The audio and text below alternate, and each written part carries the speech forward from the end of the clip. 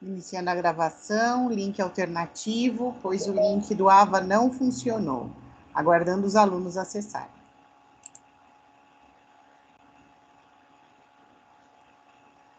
Olá, Danilo. Parece Oi. funcionar. Está te ouvindo bem. E te vendo também. Me ouve bem? Sim. Ah, então tá bom. Vou deixar essa telinha aqui no canto para eu conseguir usar a outra tela. Agora vamos ver se todo mundo consegue voltar, né?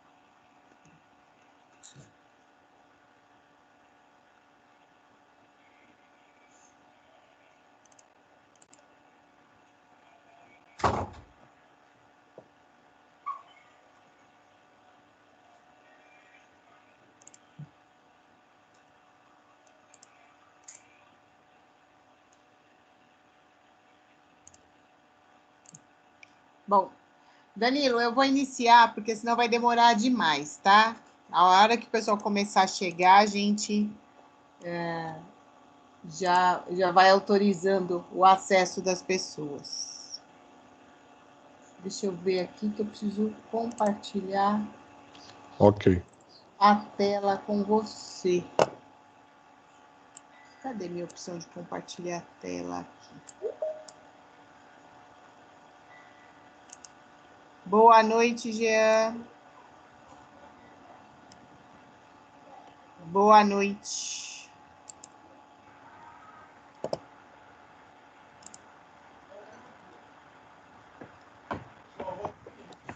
Vocês conseguem ver a tela agora? Sim. Sim. Então, vamos lá. Só um minutinho.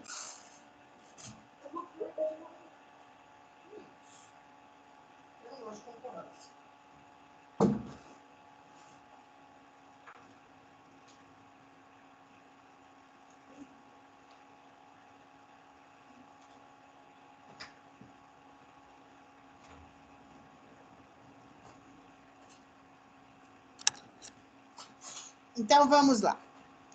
A aula passada nós falamos um pouco de ligações, né, em triângulo estrela, tá certo? Que era a seção 1.2. Agora nós já vamos entrar aqui nos circuitos de primeira e segunda ordem, que são os circuitos RC, RL e RLC, né? O que são os circuitos RC, RL e RLC? São circuitos... Só um minutinho, que eu vou matar um cachorro. São circuitos resistivo-capacitivos, resistivo-indutivos ou resistivos-indutivos capacitivos, onde ele tem aí os elementos, né? Os 3 elementos. Então, ele tem essas características que ele pode apresentar aí, né? Todos eles juntos ou separados, né? Até então, nós tínhamos visto circuitos onde tinham a predominância resistiva. E agora, nós já começamos a entrar, né, nos circuitos mistos, né? Então, o que ele fala aqui, né? Eu estou usando a apostila, pessoal, porque meu computador deu pau e eu tive um problema técnico aí que os meus arquivos de aula ficaram lá. Então, eu estou me baseando no texto da apostila, tá? Para a gente trabalhar a aula de hoje até que o meu computador se restabeleça. Os estudos, né, que nós vamos fazer aí, né, São estudos úteis para resolver problemas, né? Então, como ele dá o exemplo aqui, né? São estudos úteis para resolver um problema bem interessante que está agitando o zumbido aí, né? Um cliente, para colocar um airbag no seu automóvel, ele quer saber se tem que construir um circuito elétrico para auxiliar o acionamento desse airbag. Basicamente, o dispositivo ele é acionado por uma desaceleração brusca do automóvel. A partir dessa desaceleração, o circuito elétrico gera uma faísca dentro do airbag, inflando as bolsas de gás. Então, será que é possível modelar um circuito para gerar essa faísca, né? Então, como é que a gente trabalharia isso, né? O desafio dessa unidade é estabelecer o funcionamento desse circuito. Então, o que a gente precisa ter aí de conhecimento para isso, né? O que não pode faltar? A combinação de vários resistores com fontes de tensão e de corrente, né? Que são os circuitos de Thevenin, os circuitos de Norton, que nós vimos na aula passada, geram equações matemáticas, né? Equações algébricas. Uma vez que essas equações não envolvem derivadas, elas são consideradas, então, equações de fácil resolução, pois as regras são estabelecidas lá no ensino básico. Por outro lado, quando são combinados resistores, capacitores e indutores, juntamente com fontes, o resultado são equações geradas através das leis de Kirchhoff, né? Que são leis de equações diferenciais. Então, nós vamos começar a trabalhar aí com as derivadas, né? As equações diferenciais. Essas equações, elas são caracterizadas por apresentar termos com derivadas na sua constituição. Essas equações, elas são classificadas quanto à sua ordem. Opa, peraí que alguém chegou na nossa sala. Então, essa equação, né, essas equações, elas são caracterizadas, né, por apresentar termos com derivadas em sua constituição. Essas equações, elas são classificadas quanto à ordem, como primeira e segunda ordem, sendo que as equações de primeira ordem, né, são as equações aí com a derivada mais presente, a derivada de primeira ordem como uma maior derivada, a equação de segunda ordem. Ela tem a derivada de segunda ordem como maior. Os circuitos elétricos, eles levam as equações de primeira ordem, são chamados circuitos de primeira ordem, e os circuitos que levam equações de segunda ordem são chamados de circuitos de segunda ordem, né, por conta das derivadas. Sejam eles de primeira ou de segunda ordem, eles podem ser autônomos ou não. Eles podem ser circuitos dependentes, né? Circuitos autônomos são aqueles que não contêm fontes independentes. Por outro lado, os circuitos não autônomos, eles apresentam fontes independentes em sua topologia. A topologia é o desenho dele. Desculpa. Neste estudo, nós vamos tratar, então, dos circuitos de primeira ordem não autônomos e, em seguida, dos circuitos autônomos. Finalizando, então, os estudos dos circuitos de segunda ordem autônomos e não autônomos. Os circuitos RC com fonte de tensão, né, eles têm essa característica desse desenho aqui embaixo. Olha lá, nós iremos no nosso estudo, considerando o circuito representado na figura 1.8, nele, a fonte de tensão pode fornecer uma energia para um resistor R1 e R2, que tem um resistor em série e um em paralelo aqui, e para o capacitor C. Então, agora aparece um outro elemento no nosso circuito, que é um capacitor. E existe uma chave, que ela é utilizada para separar a alimentação em dois ramos do circuito. Que é formado, então, por um resistor R1 e um capacitor C. Nesse caso, nós temos um circuito RC e uma fonte independente de um circuito não autônomo. Então, isso é uma representação esquemática de um circuito de primeira ordem. Essa representação aqui é uma representação de um circuito de primeira ordem. Aplicando, então, a lei de Kirchhoff para a tensão nesses circuitos, nós vamos obter a tensão menos a resistência a 1 vezes a corrente, menos Q dividido por C é igual a 0. Nesta equação, o V representa a tensão, o R1 representa a resistência do resistor, o I, a corrente elétrica que passa pelo circuito, o Q representa a carga do capacitor e o C representa a capacitância do capacitor. Tá? Nosso objetivo é construir uma equação que represente a variação instantânea dessa carga. Aonde nós temos aí uma corrente e um potencial elétrico nesse circuito.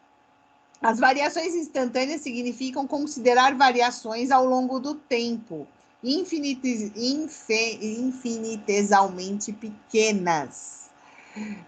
Essas considerações levam à geração de derivadas dessas equações. Então, por que eu preciso da derivada? Porque eu preciso fazer o estudo de um circuito muito pequenininho, de um espaço muito pequeno de tempo dentro daquele circuito.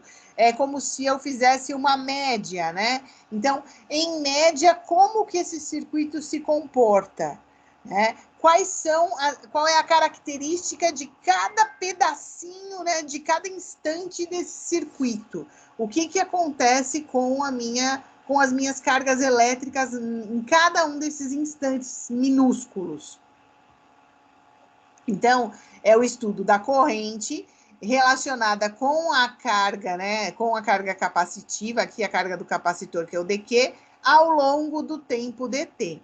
Substituindo essa relação na lei de Kirchhoff e separando os termos que dependem da derivada, nós vamos ter o quê? dQ sobre dt mais Q dividido por R1 dividido por C, que é igual a tensão dividido por R1. Essa equação ela representa a equação diferencial de um circuito, né? Do circuito que está desenhado aqui em cima, desse circuito de primeira ordem, tá? Então, esse circuito de primeira ordem, ele é representado por essa equação que nós apresentamos aqui agora. É uma equação diferencial de primeira ordem, portanto, representa um circuito de primeira ordem. Utilizando os métodos de fator integrante para resolver essa equação, nós vamos ter o quê? Q de T, que é igual a tensão, vezes a capacitância, menos a tensão, vezes a capacitância, vezes Z elevado a menos T, dividido por R1 vezes C. Essa equação, ela representa como a carga varia no capacitor. É a variação de carga no capacitor. Note que, quando T é igual a zero, ele representa o exato instante em que a chave é ligada. Né? Onde a carga do capacitor é nula. Então, o capacitor desligado, ele tem carga nula. Então, no momento em que eu ligo, é o meu T zero. Tá? Por outro lado, quando eu tenho lá o meu T lá no infinito, né? O segundo termo tende a zero. E a carga do capacitor é aquela que a fonte pode fornecer. Então, o termo RC, no denominador da equação diferencial, ele é chamado de termo de tempo característico, que é esse θc, que ele representa aqui, que é o nosso tempo característico. Não é T, é θ, é uma letra grega, tá? Ele representa quão rápido ou quão lento o nosso capacitor ele é carregado. Isso é uma característica do material que é formado o capacitor. Então, dependendo do material que eu tenho, é o tipo de elemento que eu vou ter no meu capacitor. Então, é o tempo que ele vai ter para carregar, é o tempo que ele leva para descarregar. Isso depende de como ele é construído. Então, essa variação, ela se dá por conta da característica construtiva do elemento capacitor, tá? Numericamente, ele representa o tempo para o capacitor armazenar 63,2% da sua capacidade máxima. Esse valor ele é obtido através de t, que é o tempo, que é igual a θc. Então, o meu t, ele é igual ao tempo característico de carga do meu capacitor. Então, se t é igual a θc, o meu t, ele é igual a R1 vezes C. Na equação, quando Q de t é igual a V vezes C menos V vezes C vezes E elevado a menos T R1C1, o potencial do capacitor, ele é obtido considerando esta fórmula. Né? Então, aí eu já começo a ter a variação, né? Eu troquei esse R1C que eu tenho aqui por θc, que está aqui. Né? Então, eu fiz essa, eu substituí esse valor por esse valor aqui. A corrente no capacitor, então, ela passa a ser IC, que é igual a dQ sobre T, sobre dt, que é igual a V vezes C, R1 vezes C, vezes todo esse Ezinho aqui, tá? Essas fórmulas são fórmulas que vocês precisam saber, não é decorar. Quem decora não sabe nada, tá? Ah, eu preciso. Então, se eu não, como que eu vou fazer se eu não decoro? Você precisa saber que ela existe. Você precisa saber aonde buscar a informação. Você precisa saber, olha, eu preciso fazer a conta da capacitância, eu preciso fazer a conta da corrente do capacitor, eu preciso, como que eu busco essa informação? Aonde é que eu tenho recursos para me mostrar isso? Né? Engenheiro não decora nada, a gente decora a hora que a gente começa a usar constantemente isso. Se você não usar sempre, você não vai ter isso de cabeça. São poucas mentes brilhantes que têm todas essas coisas guardadas na cabeça. Nós precisamos sim saber onde buscar as informações. Nós precisamos saber que o conceito existe e onde eu vou buscar a informação. Quando eu precisar, eu abro um livro e consulto. Né? Eu abro, né, a página, eu vou lá no Google e pergunto para o Google, né? Então é assim, existem fontes, né, bibliográficas, igual aqui, ó, tem uma observação, olha, da onde que foi tirado todo esse conceito? Esse conceito foi tirado desse livro, tá vendo? Então, eu vou até esse livro, procuro o meu conceito ali e aplico nas minhas contas. Aos poucos, conforme vocês forem utilizando isso com mais frequência, a repetitividade faz com que vocês lembrem. Vocês primeiro precisam saber a parte conceitual, o que é, como acontece, da onde vem cada um deles, desses conceitos, para aí sim aplicar. Né? Existem coisas que dentro da engenharia que você fala assim, nossa, mas para que eu estou estudando isso? Para que o professor está falando isso? Né? Eu lembro uma vez que eu estava assistindo aula e eu já estava no 8º semestre. E aí eu estava assistindo aquela aula e, sabe, assim, de repente eu olhei aquele monte de conta que o professor estava fazendo e ele, olha, isso daqui é assim, assim, assim. E eu, sem perceber, eu falei, né, um negócio e a pessoa do meu lado, né, se assustou. Eu falei assim, nossa, agora faz sentido o que o professor estava falando para a gente lá em tal matéria no 2º semestre que eu não entendi para que servia. Agora que eu consegui encaixar a utilidade daquilo, né? E agora eu estou vendo para que serve o que o professor estava falando lá no começo para mim. E aí a colega que estava do meu lado olhou para mim e falou, você tá louca? Eu falei, por quê? Ela falou, eu não lembro disso. Da onde que você tirou isso? Eu falei, não, em tal aula, assim, assim, assim, o professor de tal matéria falou isso, né? E agora faz sentido. Ela falou, mas como você lembra? Eu falei, como eu lembro, eu não sei, mas eu lembro que eu tive essa matéria e que o professor falava disso. E aí eu fui na biblioteca procurar alguns livros, né? Na época não tinha Google para ficar procurando no Google, né? Mas eu fui na biblioteca procurar os livros e mostrei para ela, falei, olha aqui, Fabi, tá aqui, ó, o professor deu essa matéria, ele falou disso, né? Então eu fui buscar um embasamento. né? Qual é a diferença de você procurar um livro numa biblioteca e no Google? As coisas da biblioteca têm fundamentação, são livros baseados em pesquisas, em estudos, e nem sempre o que está na internet é fonte confiável.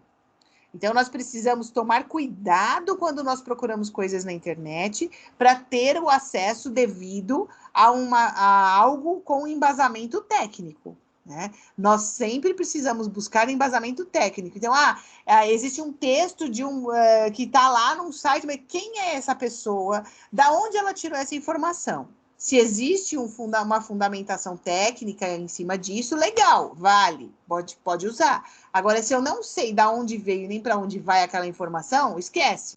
Nem a própria pessoa que escreveu sabe do que se trata. Então, aqui, por exemplo, esse texto que está aqui no livro de vocês, ele tem fundamentação, ó, ele foi retirado daqui, né? E esse Alexander fez todo um estudo em cima desse conceito para gerar esse quadro de fórmulas, tá? O tempo característico do circuito representa o tempo que aquela combinação do capacitor e do resistor leva para armazenar ou para liberar energia. O tempo característico é um parâmetro fundamental de um circuito elétrico. O tempo de carga representa o tempo que o capacitor leva para acumular a carga, toda a carga que é possível. A carga ela é fornecida por uma fonte de tensão. O tempo de descarga representa o tempo que ele leva para entregar essa energia acumulada para um outro elemento. Pode ser um outro resistor ou um outro elemento do nosso circuito. Então, a relação é essa, né?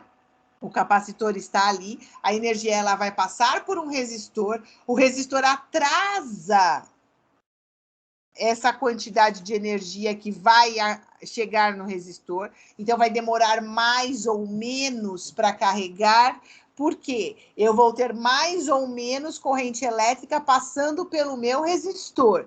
Quanto mais dificuldade eu tenho de passagem de corrente elétrica, menos corrente elétrica vai chegar no capacitor. Então, mais tempo ele vai demorar para encher. Mas para que eu preciso disso? Porque eu preciso estabelecer tempos, né? Eu tenho circuitos que eles precisam de tempo de resposta, tempos mais rápidos ou tempos mais lentos de resposta. E eu atraso ou adianto essa relação com essa característica de um circuito resistor-capacitor. Tá? Os circuitos RC sem fonte de tensão tem a seguinte característica, olha lá. Considere a nossa figura 1.18 e a chave agora ela é ligada no terminal B. Então, cadê nosso circuito? Vamos voltar nele. Então, a chave estava ligada no A até então. Eu passava do resistor 1 diretamente para o meu resistor, para o meu capacitor. Agora, eu vou ligar a minha chave no ponto B. E o que vai acontecer? Quando eu ligo a minha chave no ponto B, o meu circuito não tem fonte de tensão. Como é que vai ficar o circuito? Olha lá. O meu circuito vai ficar o B, o R2 e o C. A minha fonte de tensão não pertence mais ao meu circuito. E aí, o que acontece quando eu tenho um circuito com essa característica? Nesse caso, a fonte não está mais participando do circuito, de forma que ele é formado apenas pelo resistor R2 e o capacitor C. O circuito ainda é um circuito RC, porém agora sem fonte de tensão. Portanto, ele é um circuito autônomo. Autônomo é independente da fonte. Aplicando a lei de Kirchhoff para a corrente, nós temos que o C, que é o nosso capacitor, é dV/dt mais V dividido por R2. E essa soma é igual a zero. Nesta equação, C representa a capacitância e o R2 representa a resistência do circuito. V representa o potencial no circuito E essa equação, ela sempre é igualada a zero, devido ao fato de que não se tem uma fonte no sistema. Dividindo, então, essa equação por C, nós vamos ter o quê? dV dt mais V dividido por C sobre R2. Ah, para que eu preciso fazer isso? Porque eu preciso isolar somente o dV dt. Eu não posso ter C vezes dV dt. Então, eu divido o primeiro termo por C, o segundo termo por C e o zero por C. Eu divido todo mundo por C. E aí, eu elimino esse C que está multiplicando aqui. Né? Porque C sobre C dá 1. Quando aqui não tem C, ele passa a ter um C aqui embaixo, que é esse C aqui. E aqui, 0 dividido por C é 0 mesmo. Que a equação, então, passa a ser representada dessa forma. Quando a chave está ligada no terminal B, uma equação diferencial de primeira ordem, portanto, representada por um circuito de primeira ordem, a solução desta equação é V de T, que é igual a V0 vezes menos T dividido por TC.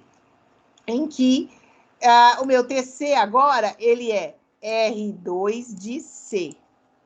Ele é diferente do outro. Eu tinha um R1 de C, agora eu tenho R2 de C.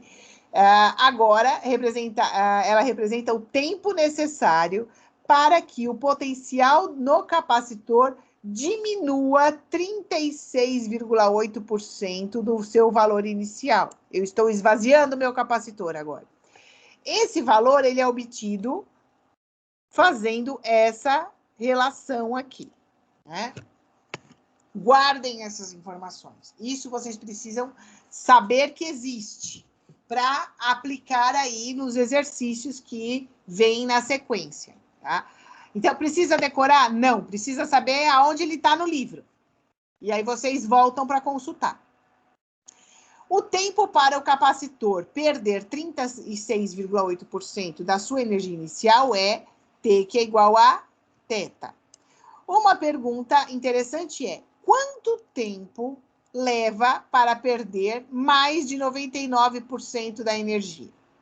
Uma forma de responder essa questão é fazer com que o meu T seja igual a 2θ, aonde T é igual a 3θ e T é igual a 4θ. Assim, até que se obter um valor maior do que 99%. Então, aqui eu tenho que T é igual a θ, e aí eu sei que ele perde 36,8%. Quando eu faço esse valor igual a 2, igual a 3 ou igual a 4θ, eu vou chegar aí o mais próximo possível do meu 99%. Eu vou aumentando, né, o fator multiplicador até descobrir qual é o valor. Fazendo essa conta, encontra-se o quê?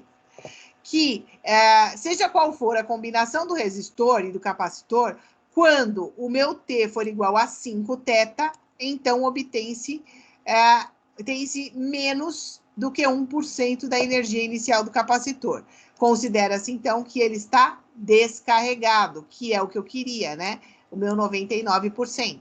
Sobrou somente menos que 1% da minha energia.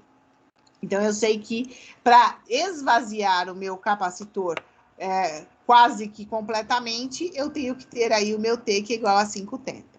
O valor inicial do potencial no capacitor é aquele do circuito com a fonte. Então, o circuito com a fonte, eu tenho essa relação que nós vimos lá. E o meu valor inicial, né, de tensão, ele está aqui, é o meu V0. Quando a chave ela é desligada do terminal A e ligada no terminal B, então o potencial do capacitor passa a ser o potencial do instante do desligamento. Então, lá no instante que eu troquei a chave do ponto A para o ponto B, qual era o potencial naquele momento? Quando a energia sai do capacitor e percorre o circuito, ao passar pelo resistor, ela é dissipada, ela é gasta, ela é perdida, ela é consumida pelo resistor. Podemos, então, calcular a corrente que atravessa o resistor da seguinte forma. Então, você já tem aí mais uma relação aqui, né, de fórmulas que você precisa guardar aí para saber como usar para fazer esses cálculos. Então, eu já sei aí que eu estou calculando a corrente que atravessa o resistor naquele determinado momento. Eu uso essa fórmula para substituir o valor dela aqui nessa outra.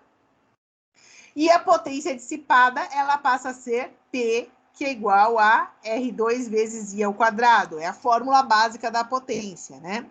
Aonde o meu I é essa relação, né? Então, substituindo, eu vou chegar nesse fator aqui. E aí, é a fórmula da potência dissipada sobre o resistor naquele determinado tempo, naquele determinado momento que eu comutei a chave, que eu mudei a chave de posição, né? Então, olha lá, um exemplo que nós temos aqui. Uma aplicação de um circuito RC pode ser observada no circuito abaixo. Então, olha lá, é um circuito de retardo. Eu estou retardando a velocidade, diminuindo a velocidade, né? A fonte fornece uma tensão suficiente para acender a lâmpada. Quando a chave é fechada, o capacitor carrega uma taxa dada pela constante de tempo. E aí, ele vai, como ele tem o R1 e o R2 aqui, quando eu fecho essa chave, a minha corrente passa no R1, ela se atrasa no R1, ela se atrasa no R2, ela enche o capacitor para depois chegar na lâmpada. Pensa no capacitor como uma caixa d'água, né? Então, ele primeiro vai encher a caixa d'água para depois enviar água para o resto do circuito, energia para o resto do circuito. Apagada, a lâmpada atua como um circuito aberto. Quando atinge o potencial de emissão, ela atua como um elemento de baixa resistência elétrica e o capacitor é descarregado nessa lâmpada. Assim, a tensão do capacitor cai e a lâmpada se apaga. Esse ciclo de carga e descarga do capacitor leva a lâmpada a acender e apagar no mesmo ciclo, variando a resistência dos resistores. Variando a resistência de um dos resistores, pode-se alterar o ciclo, aumentando ou diminuindo. Isso lembra alguma coisa para vocês? Lâmpada que acende e apaga e que eu vario a resistência e ela acende e apaga mais rápido? Vocês lembram de alguma coisa parecida com isso? Nada? Não parece pisca-pisca de Natal? Eu já ia falar, ia comentar. É a árvore de Natal, é o pisca-pisca da árvore de Natal, né?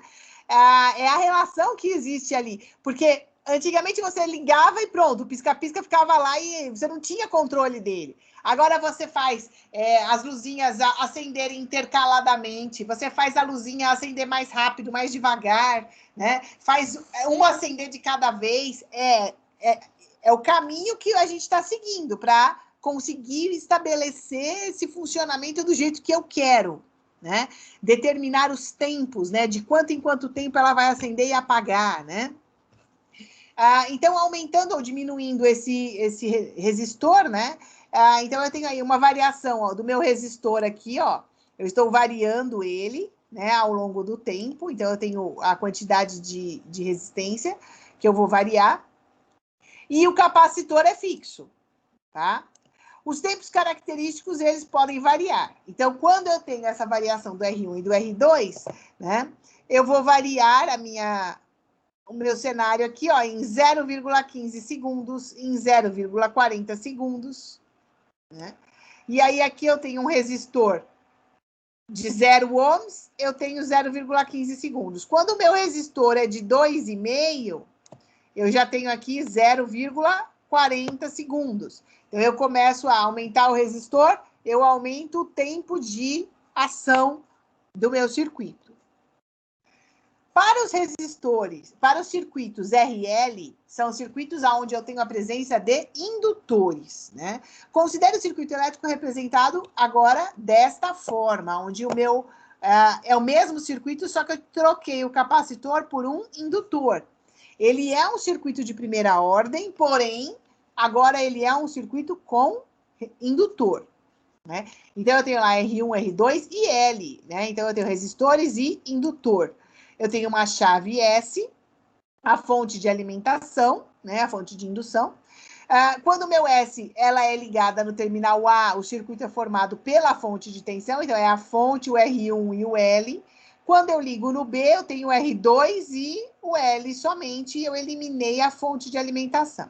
Então, a característica basicamente é a mesma. O que vai mudar? A relação das fórmulas, né?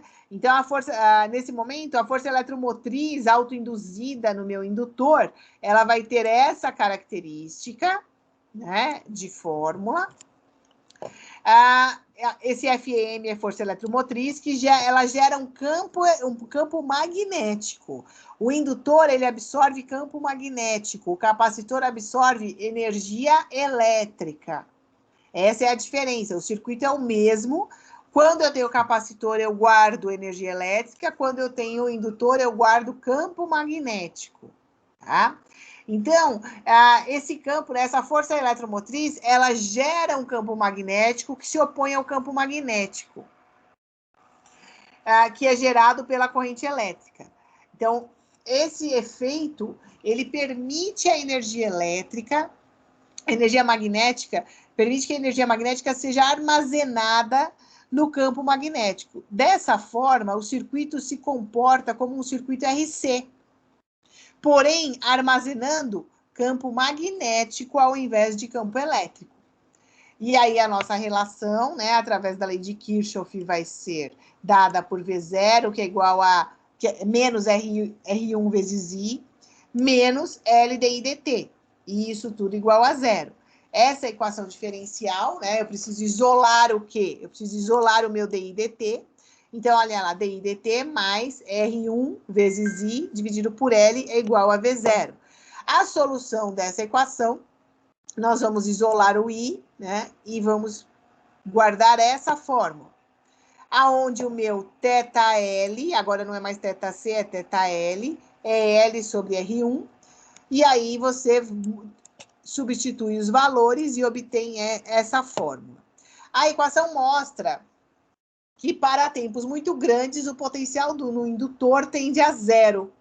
Por que isso acontece? À medida que a corrente vai aumentando, ela tende a se estabilizar. Então, ela sobe a corrente e chega uma hora que ela entra em um patamar. Ela para de crescer. Assim, a derivada é cada vez menor.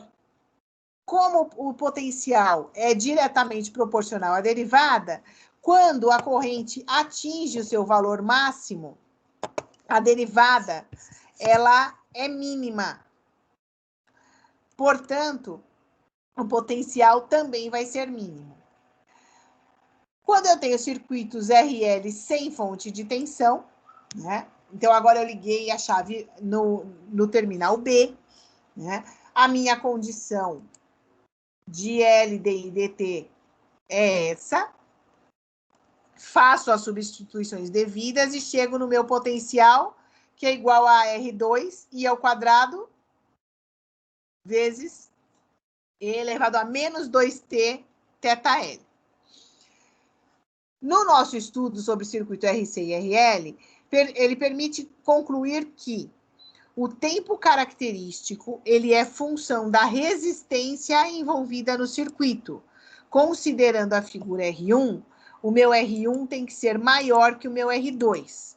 O tempo de carregamento do capacitor será maior que o tempo de descarregamento. Esse raciocínio é igualmente válido para o circuito da figura 1.20, assim a relação entre os resistores R1 e R2 se alternam. O tempo característico também se altera. Será que, então, essa característica tem uma importância prática?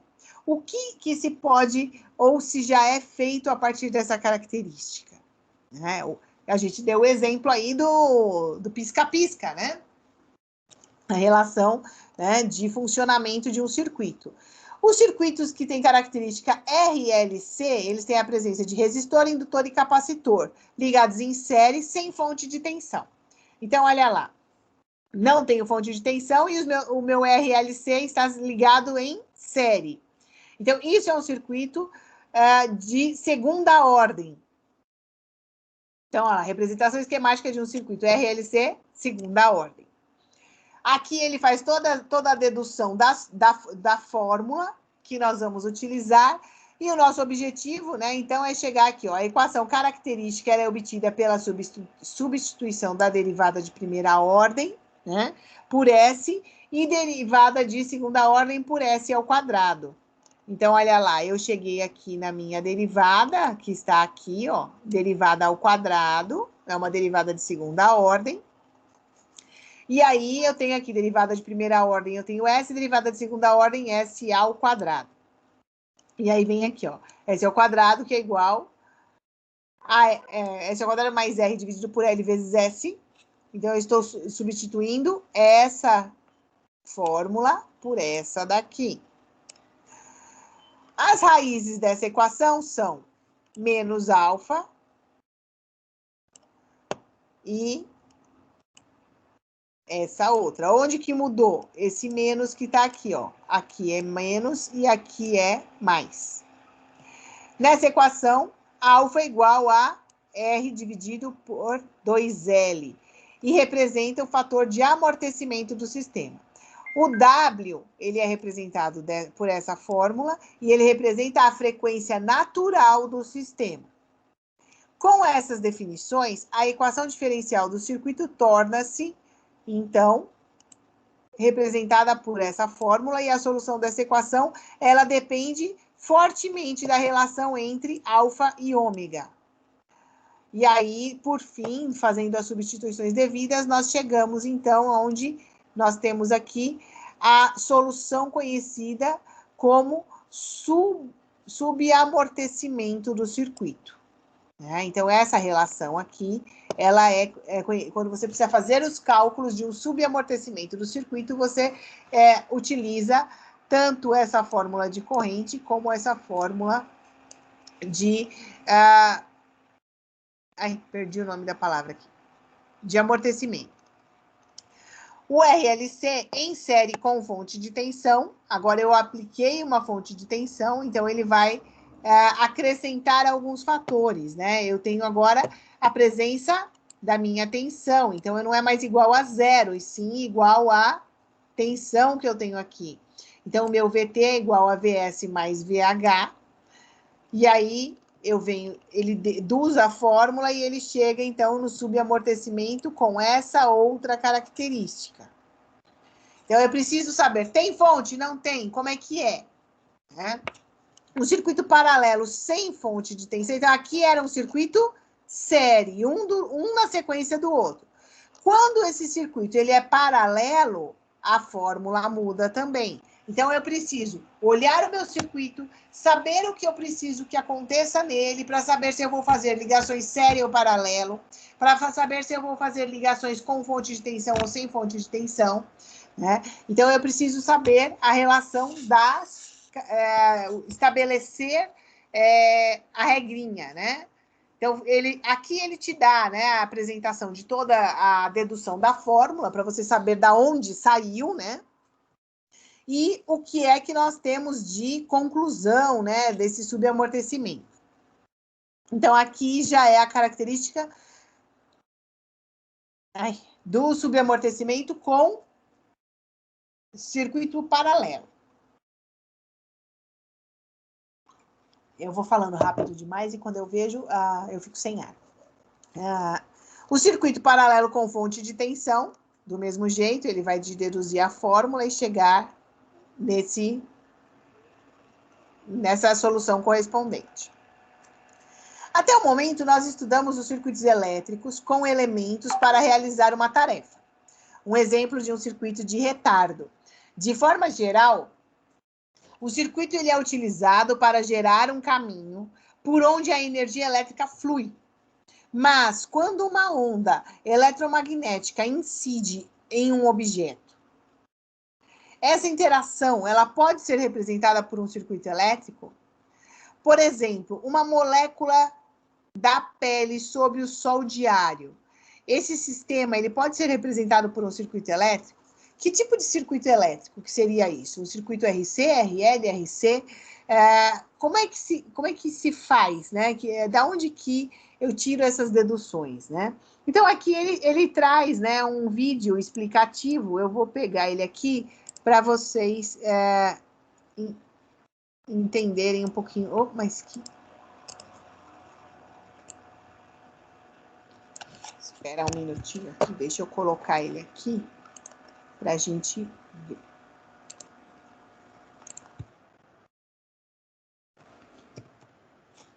Aqui.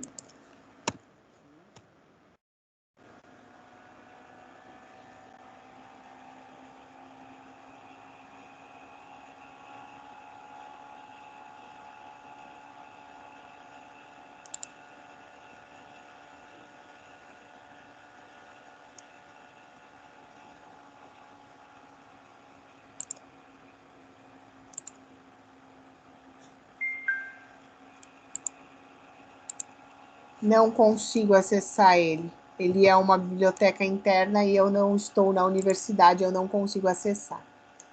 Então, depois a gente busca essa informação. Ele está dentro do site da Croton e eu só consigo pegar ele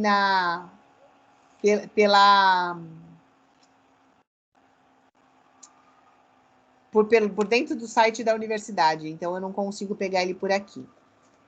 Aqui existe um exercício, que é o Sem Medo de Errar, né? Esse Sem Medo de Errar, ele traz já uma aplicação da nossa teoria. Então, olha lá, agora que nós fizemos esse estudo e as deduções de todas essas fórmulas, né? Nós estudamos aí as características do circuito de primeira ordem. Agora ele tem uma proposta aí para você resolver um problema, né? Primeiramente, vamos saber como que o airbag é acionado. Basicamente, o equipamento ele é acionado por uma desaceleração brusca. A partir dessa desaceleração, um circuito elétrico gera uma faísca dentro do dispositivo, inflando a bolsa de gás. Portanto, nós precisamos modelar um circuito que gere essa faísca. Esse circuito ele é acionado por um circuito RLC, como apresentado na figura 1.25. Ele é formado por uma chave S, um resistor R1, em série com um capacitor e um indutor. E ele é acionado, e o acionamento do airbag, que é representado por A. Esse acionador deve ser uma célula que infla sob a passagem de corrente elétrica. Quando a chave está ligada no terminal A, o capacitor é carregado, sendo que a resistência R1 ela é muito pequena. Então, o tempo característico será pequeno no processo, e o processo será rápido, porque o airbag tem que atuar instantaneamente. Não adianta demorar muito para... depois que a pessoa quebrou a cara, não adianta eu acionar o airbag, né? Então, olha lá. Eu tenho a minha chave AB, né? Eu tenho um circuito RC em paralelo com L e em paralelo com A. Lembrando que esse A é o acionador do airbag. Então, aqui, ó, o circuito RLC. Quando a chave estiver ligada no terminal B, então a minha chave ela é vertical. Quando ela estiver ligada no terminal B, eu não tenho fonte. A minha fonte está fora do circuito. Quando ela estiver ligada no terminal A, eu tenho uma fonte no circuito. No terminal A, essa fonte ela passa pelo resistor e pelo capacitor. Então, o meu capacitor ele é carregado. Quando existe a desaceleração, a minha chave ela é acionada para o ponto B. E a energia que vai circular nesse circuito aqui, que é um circuito sem fonte de alimentação, é a energia que foi carregada dentro do capacitor. Então, aí o meu capacitor, ele começa a descarregar nesse segundo circuito, tá? Como o processo de descarga do capacitor será rápido, a variação de corrente do indutor será grande, gerando, então, um potencial induzido grande. Assim, nós teremos um processo rápido com energia amplificada pelo indutor, que possibilita gerar a faísca que irá permitir que a bolsa seja inflada.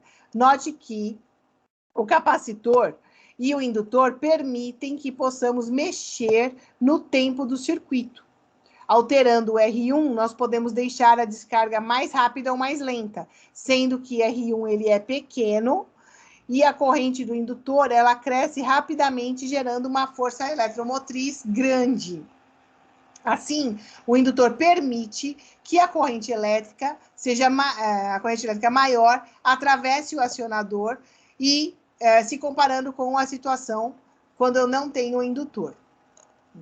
Então, é o momento em que acontece a desaceleração, é onde a chave deixa de estar no ponto A e vai para o ponto B.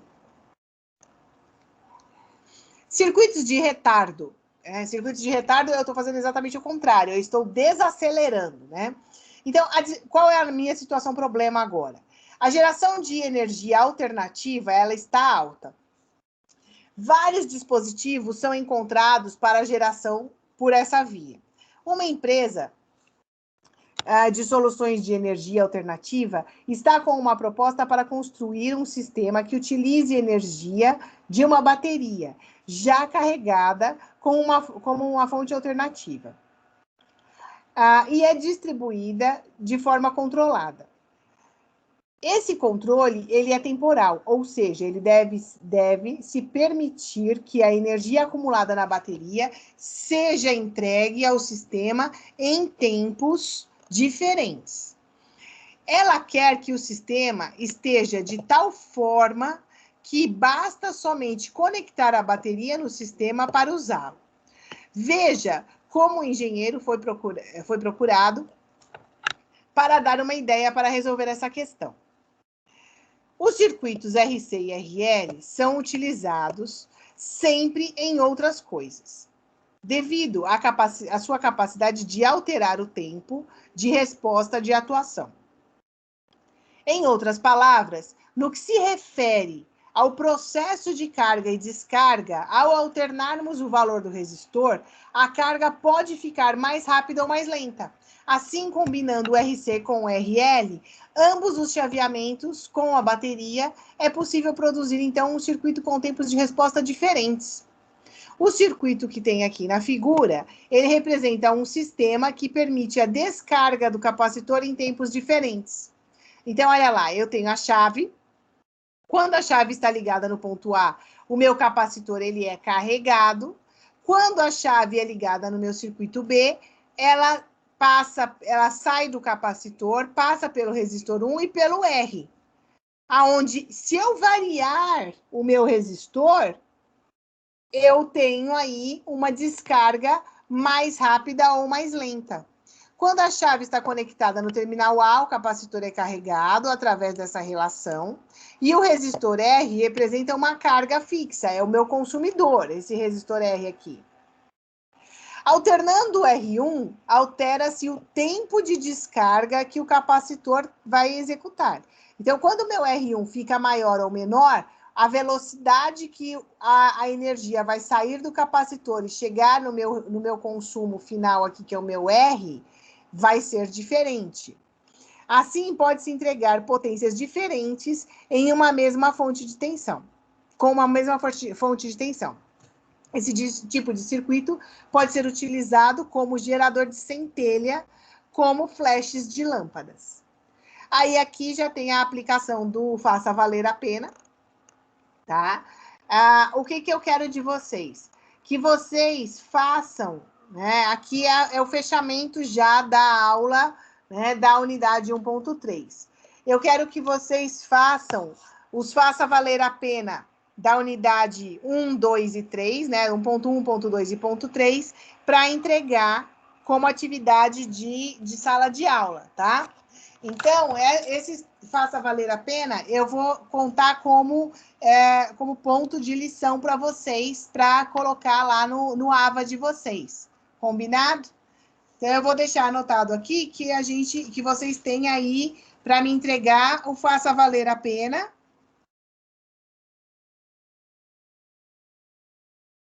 Da unidade 1.1, 1.2 e 1.3. Para entregar até o dia 30. Combinado? Eu vou escrever lá no nosso grupo do WhatsApp para todo mundo lembrar, quem não veio também ficar sabendo. Boa noite. Mas a gente vai mandar pelo e-mail? Manda pelo e-mail para mim. Mas só as Mandar pelo respostas ou a e-mail. pergunta? Eu vou colocar no grupo o e-mail para vocês. Tá. Mas, assim, para mandar só as respostas ou para mandar a pergunta com a resposta? Eu preciso dar, pelo menos que você me mapeie. Olha, eu estou fazendo a unidade 1.1, a exercício 1, a exercício 2. Ah, tá. Tá bom. Tá. Atividades para entregar até dia 30/9. Faça valer a pena unidade 1.1, unidade 1.2, 1.3. Entregar por e-mail. E o e-mail é elizabeth.amendoeira@anhanguera.com. Certo?